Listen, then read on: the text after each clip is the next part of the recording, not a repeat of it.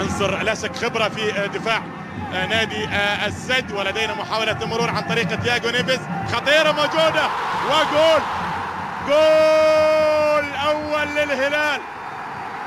الهلال من القناص ياسر القحطاني. كرة ملعوبة سليمة من تياغو نيفيز على راس القحطاني. ويذهب إلى إيريك جيرتس. ولاحظ الجماهير الهلالية الكبيرة جدا اليوم في الدوحة وفي ملعب جاسم بن حمد.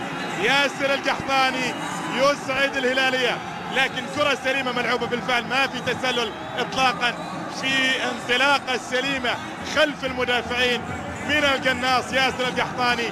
عاد هو ما يضيع هذه الكرات أبدا ما يضيع هذه الكرات. يسجل هدف المباراة الأول ويعلن البداية القوية في اللحظات الأولى. في البداية الأولى 9 دقائق ما عدت ما مرت إلا وكان الهدف الأول صناعة تياغو نيفيز، ونهاية سعودية لياسر القحطاني في مرمى الحارس الشاب لنادي السد سعد عبد الله الشيف.